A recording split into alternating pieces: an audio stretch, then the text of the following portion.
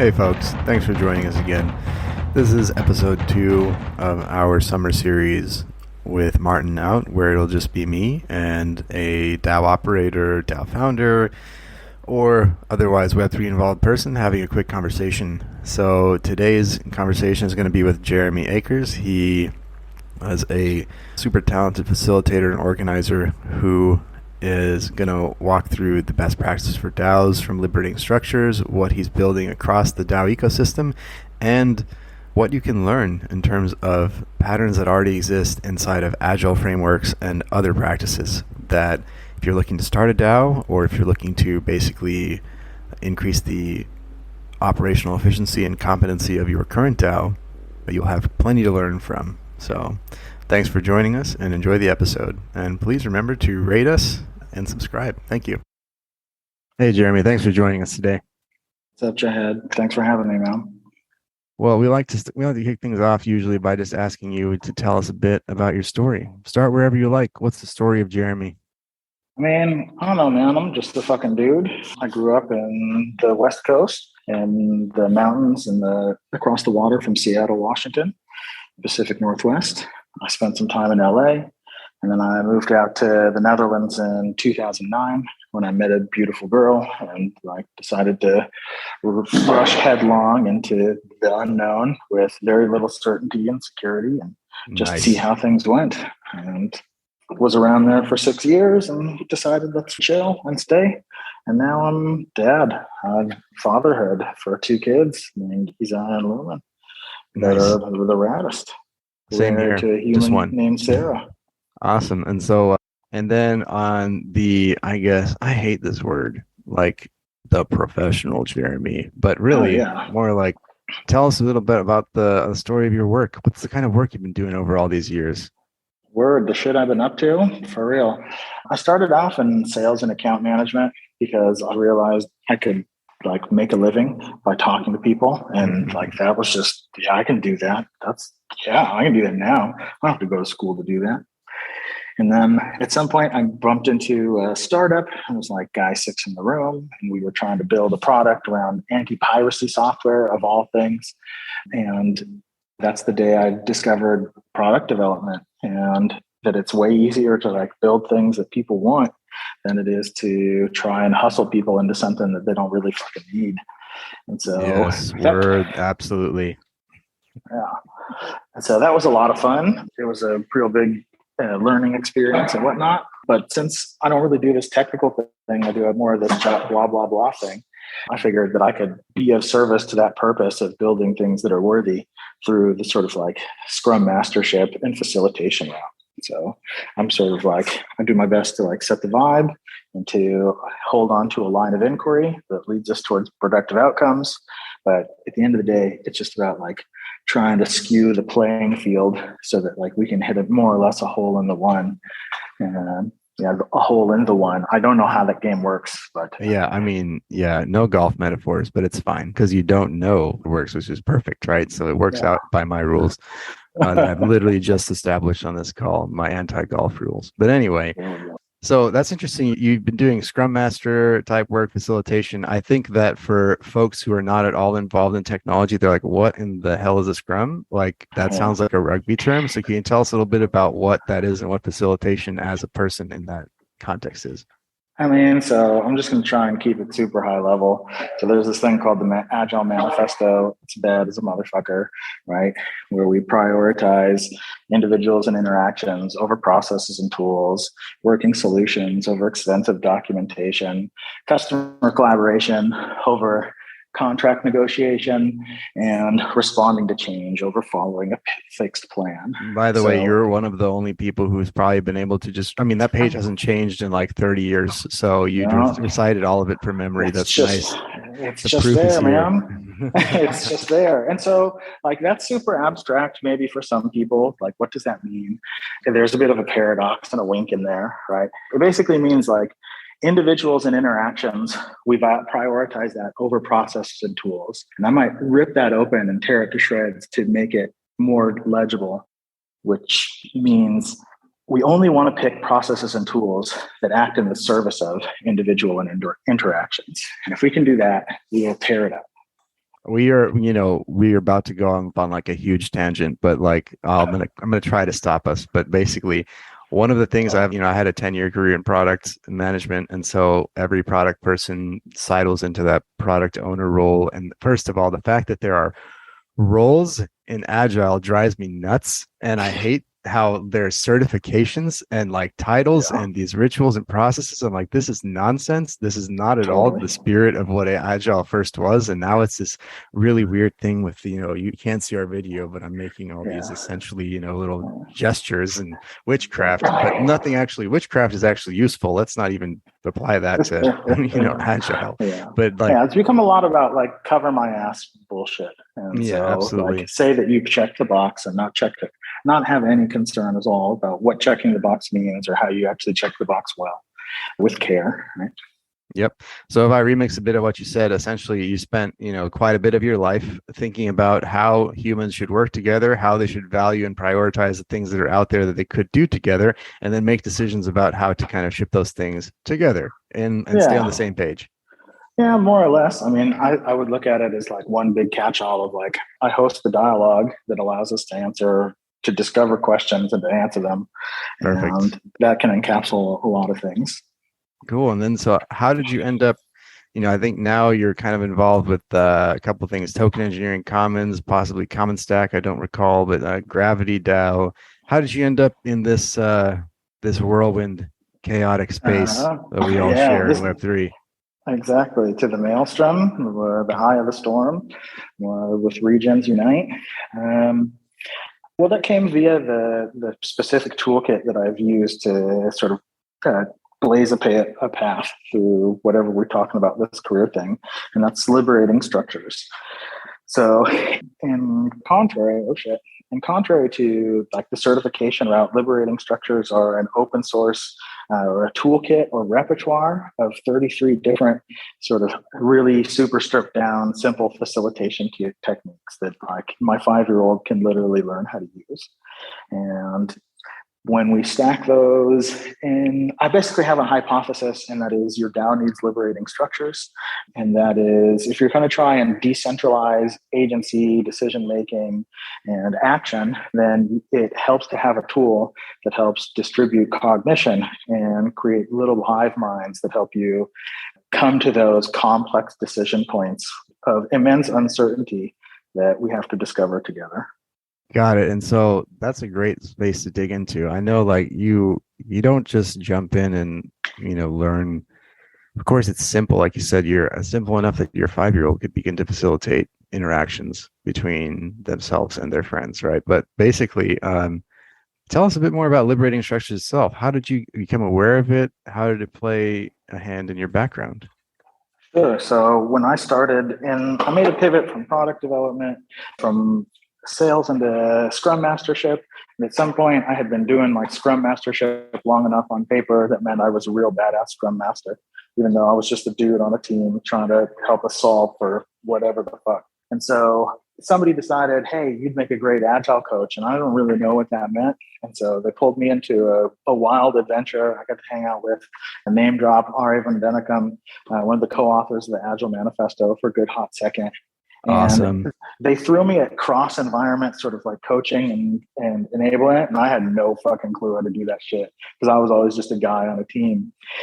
And so I was like drowning, and like people are standing there, like looking at me, asking questions and going, what should we do? And I have no idea. And I don't like that answer either, right? Yeah. So I found liberating structures like a man that was drowning, and it gave me a cogent way to say, well, I don't have the answers to these questions, but I can help us find the questions.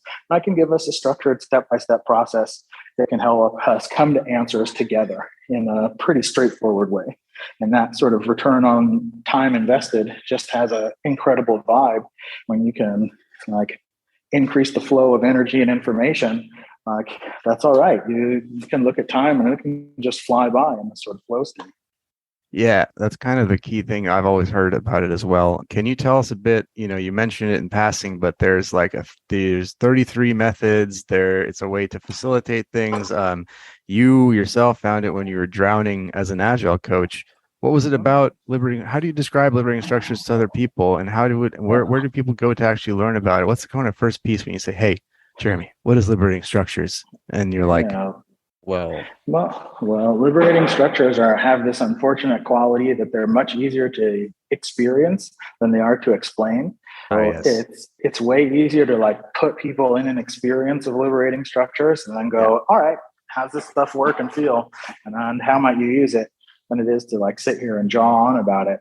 yeah, But liberating structures are are basically a set of interaction patterns. They have three core design elements, which is how participation is distributed with the expectation that it should be pretty much everywhere, how groups are formed with an expectation that they should be small, and a sort of algorithmic nature of a set of steps over time. So how participation is distributed, how groups are formed, set of steps over time, you start getting into these sort of like dance-like interaction patterns. mm-hmm. The first of which might always encourage everybody to learn is 1, 2, 4 all. Ask a question into a group, take a minute to stop and think about it, gather your thoughts, have a brief one-on-one dialogue with somebody else about it, and then find another pair to exchange ideas. Now, you can do that other pair thing exceptionally awesomely, where instead of regurgitating your own thoughts, you can try and paraphrase your partner and synthesize the information they gave, give them the opportunity to also clarify and double click on any of the good shit. But anyway, you do that in a group of 4, and then you upregulate the most salient portion of your conversation to the whole group. And that takes about 15 minutes. Just try it like 4 times in an hour. Split up your next phone call and just make everything a question and go through 1, 2, 4 all and see what it feels like. Yeah, and that's on, if you're listening, you're like, what is he talking about? Where do I read more about this? Liberatingstructures.com has all of these. You can basically scroll through halfway down the page. There's this nifty little section that has all 33 structures on a nice little card. You click on them, you dig in, they give you an example. It's quite nice. For sure. And it's actually, something I've pointed a lot of my people who ask me in DAOs, they're like, what do I do? I have this problem. Like, let's go through it together. Let's pick one or a menu of them that you think can maybe address the problem. And that's kind of one way. And also it was inspiration for, if you saw a few weeks ago, Jeremy, that Gnosis Guild launched a little DAO pattern wiki in the spirit of Christopher Alexander's patterns. Yep. And so honestly, I borrowed heavily from Liberating Structures and cited it as well, because I was like, you should just go look at this, right? Like, exactly, it's there. Like, yeah, so this kind of gets into the play. The reason I think of these things belong in Web3, so I think these are common goods, right? I can imagine no greater public good than helping everybody learn, practice, and use liberating structures to help address complex life stuff with each other. It's just it's a no-brainer. It upgrades everybody's agency together. So upgrading agency is a really good way to put it, because I think that that's one of the main things that, for me at least, why I really got involved in DAOs is that as an anarchist, I believe that one of the main, pillars of what we believe in is agency maximization for all organisms, not just humans, right? Totally. Of course, there's a little bit of, there are some types who are like, well, I don't care about animals. There are other ones, or whatever. But that's basically that's my perspective on it. And so when we talk about upgrading agency, I think it's one of the visions that people want to achieve with this space, but we're very, very far from it, in my opinion, just because we've been distracted by a token go up and these other things, right? And but the hope for me has always been that and I think your experience as Scrum Master is really important, actually, for this. It's really interesting. I'd love to hear what you think about this. I have always said that DAOs, the big opportunity for DAOs is that they have the ability to actually execute in a full-throated and authentic manner all of the things that corporates kind of say they want to do with respect to like vision and mission and having everyone bought in equally and this, that, and the other. It kind of falls apart pretty quickly when you realize that your manager or the executive for your division has 100 times the equity you do and upside. So like, why would you do that? Right. So to get to an actual question here, I think let's talk a little bit about this upgrading agency, right? Because it takes a lot of different forms. It takes basically, in my experience, this, the power differentials in traditional workplaces lead to are part of the reason why you have disengagement, right? In my opinion. And so if you agree with that or want to spar with me on that opinion, I'm curious to hear, how does liberating structures get in your experience, how does it get people engaged? How does it upgrade their agency?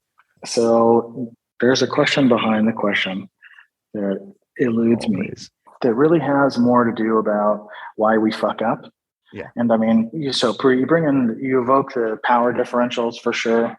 That is a part of it. But I think there's just an enormous space that is cognitive bias, that his brain don't work so good under limited conditions. Yeah. And one of the ways we can get pulled into those things individually, but we also get pulled into cognitive biases and shitty patterns collectively as well. So what liberating structures offer is like a functional pattern that the group can then entrain and embody into.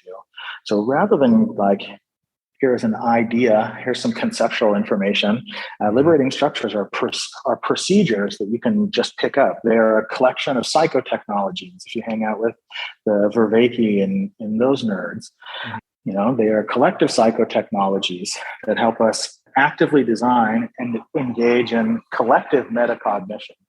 Right. So this idea of process mindfulness, where we can get into a space where we all have enough fluency about the flows of interaction, where we can have a discussion about how we want to think about the thing before we go thinking about the thing. And the way we set up how we think about the thing can increase the probability that we just crush that objective. Yes. Like, if you think about your agenda for a meeting, you probably have like 5 different tasks that have very different outcomes that they want. Some wants to go out, gather information. Some wants to make a decision. Some wants to set up questions and explore constraint space. Some want to look temporally forward. Some want to look temporally backward. So instead of using the 5 like Stone Age meeting tools like presentation, group discussion, status update, brainstorm, or goat rodeo, the unstructured group discussion, you can pick an appropriate tool for the needs of that particular topic, and then just like consistently start to crush these things. And then, like I said, step-by-step process for any big question. Yeah, I think this is great. And it really, really brings to the fore for me what this agency maximization or upgrading your agency actually looks like, because I feel that you just mapped out a meeting structure that most people would be familiar with if they have a white collar job in one of these Western countries, or even in, Singapore, or, parts of Nigeria, et cetera.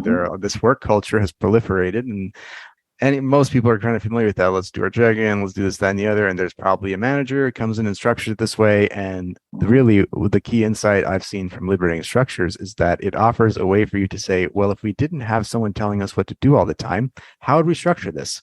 Right. And I think that, and then it's like you said, it's a question behind the question. So it's, how would we structure this? How should we structure it based on what are we trying to get out of this?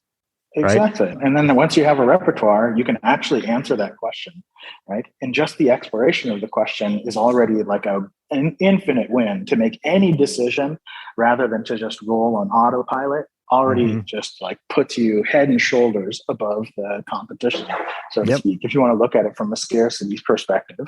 But I mean, it just allows you to like look over the landscape as you're traveling it in a way that's pretty special. Absolutely. And so you can do that. And one of the key features about liberating structures is, since we distribute participation everywhere, and we split people into small groups, that we include and unleash literally everyone in participating in the conversation. If it's just you and one other person in a breakout space, we've increased the throughput, or the exchange of energy and information, by orders of magnitude, depending on the size of the room, right? If instead of everybody sitting here and listening to me talk, they were interacting with each other, like the surface area of thought is just exploding. And then the flow of information just goes way up, even where your bandwidth, the brains in the room, is stable, right?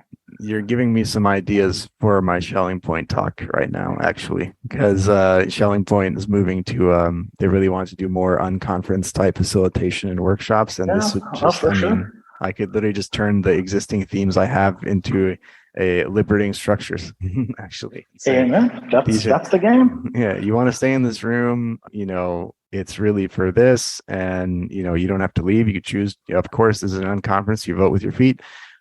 These are the themes I was thinking of talking about. What do y'all think? We facilitate that. Then we can choose which of the liberating structures we want to get into that we think will get us to where we want to be at the end of the 45 minutes. Then we decide what to do with it.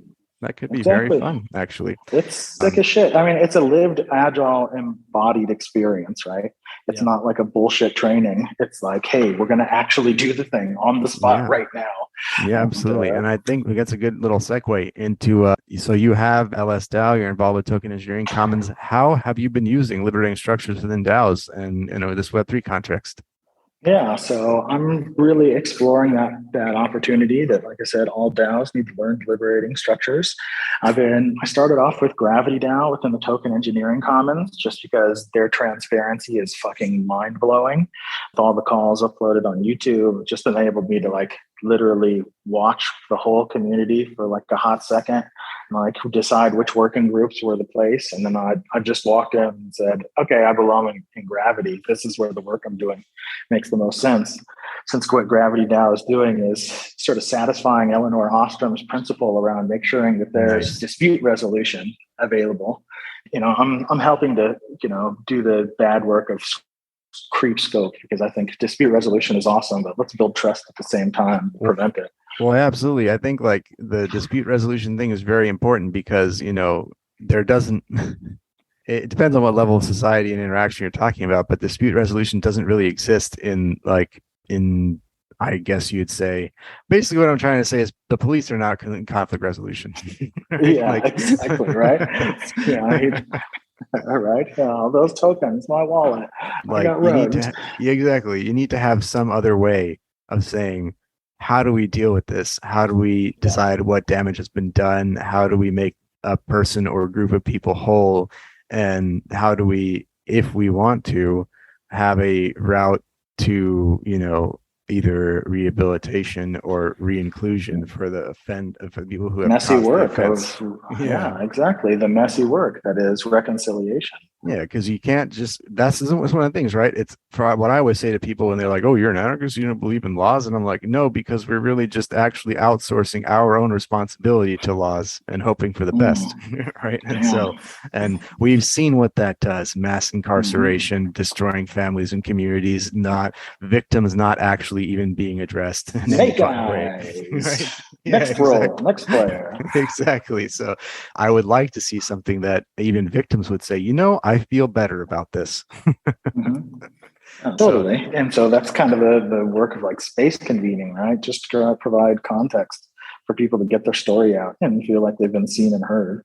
And I totally hijacked you, by the way, going back to the DAO context. So totally getting back on that front, how have you been taking some of these in the dispute resolution section of what you're doing? Yeah. I'm fascinated. Would love to hear how you're enacting this within DAOs. For sure. So right now, the idea is about distribute the tooling and make them available to people, right?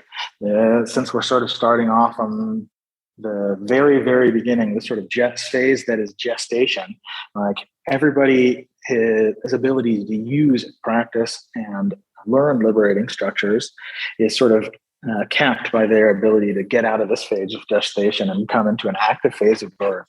So right now, the work is mostly about getting the tools in front of people, hosting practice groups, and getting them hands-on experience to increase the possibility that they might be able to use these tools in other contexts.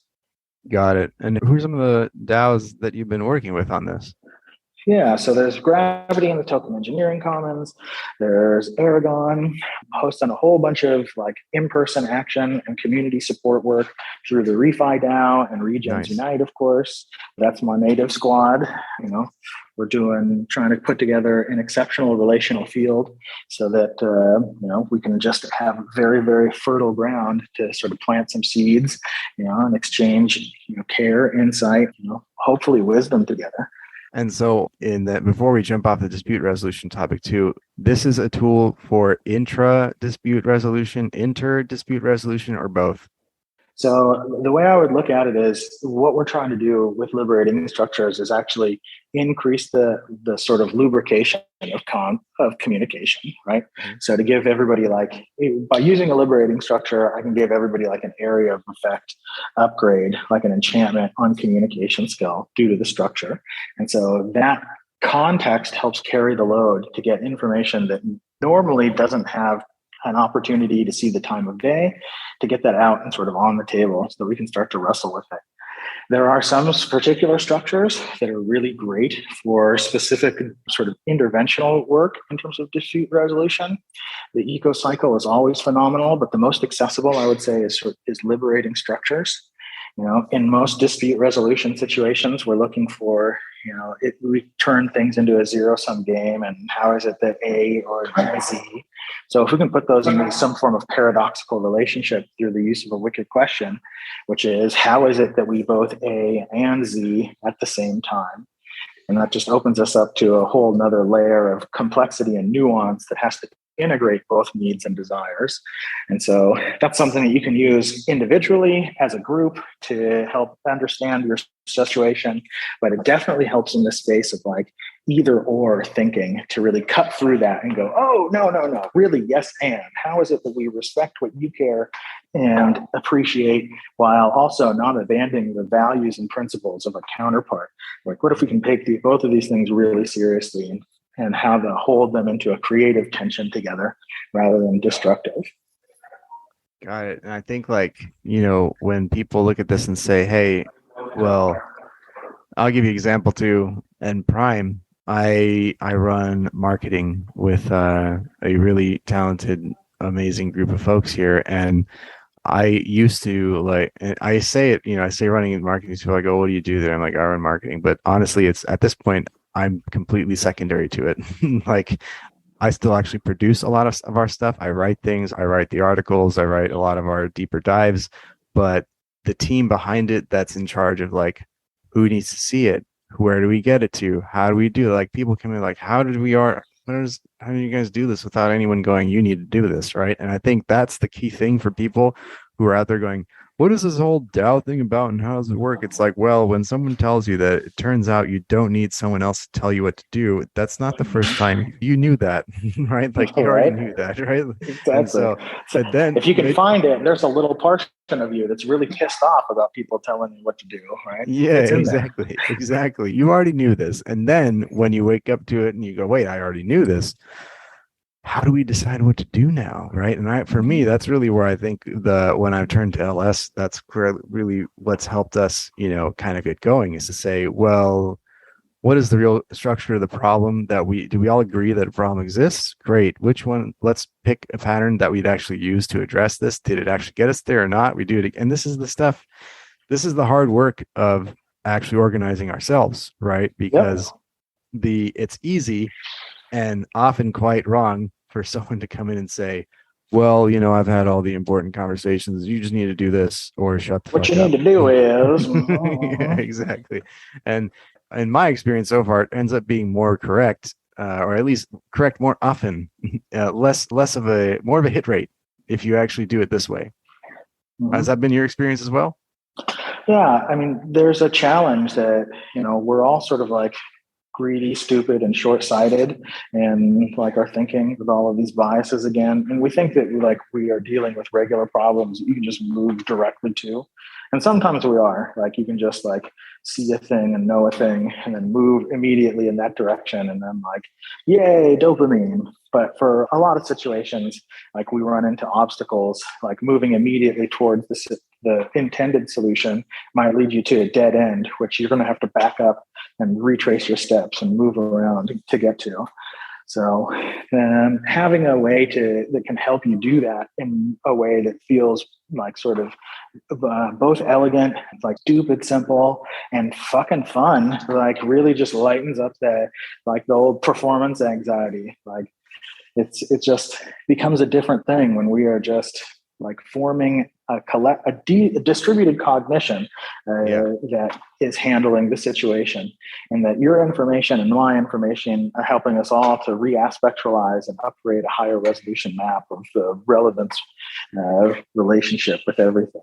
I think that's spot on, because I think that this is really one of the things that it led me to decentralized organizing and distributed ownership, is that we essentially, it's almost like a computational complexity or information information theoretic problem, where it's hey, and it's funny, I'll put this in the show notes too, but I love kind of where this has come out in recent years. There are folks People are like, oh, are you anarchist? Do you hate cops? And, all that and the other. And I'm like, well, first of all, I'm not going to answer that question. Who are you, a cop? But second of all, no, there are valid computational complexity, information theoretic, and ethical arguments for it. But I think the ones that come are kind of aligned with what you're saying, which is that there's a fellow, Dr. Yanir Baryam, who's out at the New England Complexity Institute, NEXI, and Complexity Science Institute. And every few years, every 2 or 3 years, he'll release a new paper. He's not an anarchist, but he studies political anarchism. He studies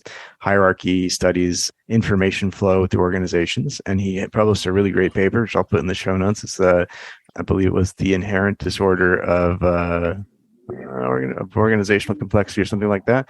But the key insight of it was basically that once you begin to put management hierarchies in place, basically is like, yes, these do help you make decisions and they do help you kind of, move faster, as you say, but a lot of the computational richness of decision making is lost, and you're not able to explore the entire space of opportunities as an organization because of that.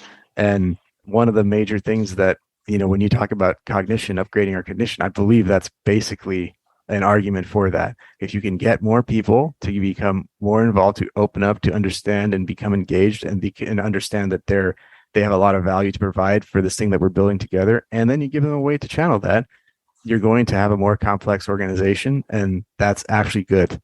Yeah. Surprise. Yeah. And it looks a little messier from the outside, right?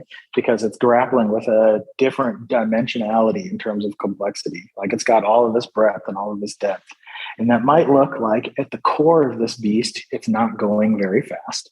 Like it might look like you're spending an enormous amount of time on building the relational substrate, the soil of our interactions and trust, so that we can continue to open ourselves up and expose our vulnerabilities to greater and greater degrees together, so that we can build trust as we go. And so if you can do that, then things continuously get sort of easier and easier and easier. But it takes a good amount of time of investment into that shit.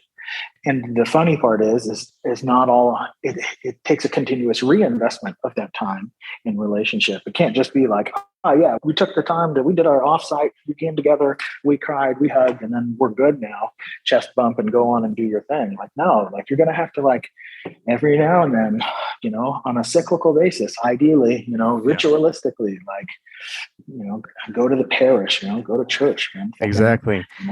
And I think that's a really good point, because basically, I just remembered the name of this paper, by the way. It's The Inherent Instability of Disordered Systems. And one of the things, and I really don't want to lose this track on cognition and complexity. It's really interesting because essentially you'll see a few folks in Web3 talk about this, where they're talking about, organizational cybernetics, management cybernetics, et cetera. But one of the key insights from that, which I think feeds right into liberating structures, is essentially that the law of requisite variety essentially states that the variation in an environment.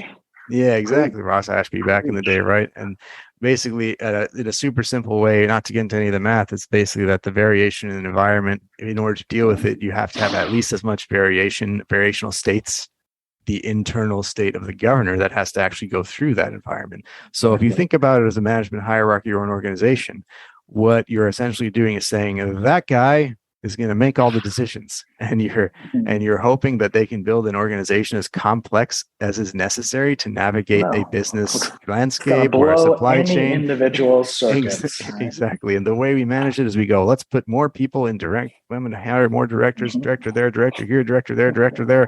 They're going to handle the complexity, and I'm going to roll it up. And that's just not actually how brains work, even. Even though we may have really transposed our own, artifacts onto it by saying, well, that's a hierarchical area that controls this, that, and the other, and it's disconnected from this one that does that thing. And then we sever one connection, and we realize how hard it is to make a decision because the emotional center has been cut off from the logical center, right? So that's a lot of metaphors, but I think that you're losing a lot of non-rational information that is just sort of embodied experience and how I feel about this environment, these people, in this context. And it turns out that all of that is critical to making good decisions, right? Surprise, right? Yeah. It turns out there's a lot. Do that, exactly. Yeah, exactly. Go ahead. When you stamp out, when you diminish the nuance and richness of something, there's less there. Yeah, more refined, but less density. And it So, becomes more difficult to make the actual decision in actually existing human beings. right? Oh, surprise, surprise. It's hard holding like big complexity sets individually. Like the best you can do is become a node in a network that can hold that map together collectively. So liberating structures have this relationship with complexity in that they came out of the same spaces that appreciative inquiry came out of. I think it was the Telos Institute in the early days of the Santa Fe Institute, where those nerds were I talking did about not know that. narrative-based. That's hilarious. Yeah, exactly. So these things have sort of been there, and these motherfuckers put together a way of actually proceduralizing a participatory structure and going beyond simple procedural or propositional knowledge successfully. So if you're familiar with John Vervaeke's, right, what I like to do in liberating structures, the best shit, is what we do in the Think Slow Dojo, which is all about activating that slow, effortful, conscious intention and attention, which is to use the liberating structures as a procedure to embody a specific set propositional knowledge around how to activate this state of slow thinking. And so we use these procedures and then to help us get into the state, and then we continuously re-aspectualize the perspectival information. So this is what it's like for me in this state. This is what it's like for you in this state. Again, continuing to re-aspectualize together. And then on top of that, we're doing this in this highly participatory way. So we're doing it in this way that sort of like feels like a fucking thing because it's you and me really doing the goddamn thing together. And so that carries this sort of very interesting vibe that is like really thinking in these distributed ways, like really making sure that it's like we're a node in this distributed network, and the information that I have, easily slots in. I can offer the highest fidelity view of the things that are the most clear for me, and only those things, and then drop that into a shared space that enables other people to grab onto it and understand parts of the complexity that they would never even know to look at. And together we can just hold this high resolution map, and then that makes sort of navigating it, relatively trivial when the information is not mine, but truly ours. Like we can look at this together, right? For sure, there's my interest, but like it's also relatively transparent as well because we got a high resolution map. Like, yeah, absolutely. And that can be cool. That can be cool. And it's not, there are so many other angles to it too, but it's not at least dictated by one or two levels of management hierarchy that tell you what the actual truth of the landscape is, but that can't ever actually get to it, right? And that's not to say that liberating structures or any other approaches gives you any specific, notion of truth, right? It's actually just more about having more accurate maps, right? Then that's kind of the way I've always put it. Is I could say you can more richness, exactly, more richness, a little bit more accuracy in what the landscape, the phase space that you're navigating together in order to get a particular thing done, whether that's work, whether it's, whatever, relationship, what have you. Cool. So what are you up to now? I know there's an LS DAO, there's a Liberating Structures DAO. What's going into that? Tell us a bit about that. So that's two projects primarily. The first one is the most obvious, which is help everybody in the world, 10 billion people, learn, practice, and use liberating structures. Especially the route that I'm using right now is really through refi. I want to help make liberating structures just sort of synonymous with how we do things in refi in the regen space. But you just have an implicit expectation as people sort of get attracted to the vibe and start to do shit that, we do things differently around here. So we're doing event support for the refi spring and for Regens Unite, hosting Regens Unite both here in Berlin on September 16th and 17th. Let me get my motherfucking shilling. Oh yeah, no, of course. There's always time for shilling. But when you said here, where is here? That's going to be in. I'm somewhere entirely. I'm in Austria at the Crypto Commons gathering. We're going to be hosting a week-long unconference, at the intersection of, you guessed it, crypto and commons. With a bunch of nerds from the space. Cool. So then with LS DAO, then you're looking to support to really focus on the refi space and make sure that these tools are socialized and used by people who are starting DAOs, starting protocols, working on regenerative finance. Yeah, as we come and hang out in this space, like the more we can make these things normalized, the higher probability we can encourage each other to use them, because that's where these things die. It's really, what's the most comfortable for mode for us to communicate together in. And if this can be a comfortable mode that everybody's familiar with, then we got a good chance at a win. So, and really spreading these tools. So again, everybody learn, practice, and use liberating structures. Awesome. And where can people go to stay on? This is your real time to chill now. Where can people go to stay on top of this, your work, LS DAO, etc.? So we're trying to get the word out to Gitcoin and the grants round, of course. And we're trying to get the word out on Doing Good. We're trying to get the word out on Give It. We're just trying to get the word out so people know where to find opportunities to practice and support. I mean, there's 10,000 participants in the Liberating Structures community. Like, I am a dude in that community who's doing shit here in Web3.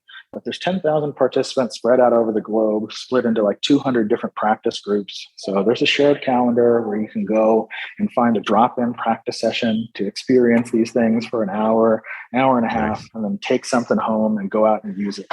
And I host spaces twice a week on Monday, 4 p.m. Central European time, the Wise Crowds Design Call, where you can come and bring like, hey, I have a meeting, training, like workshop-y thing.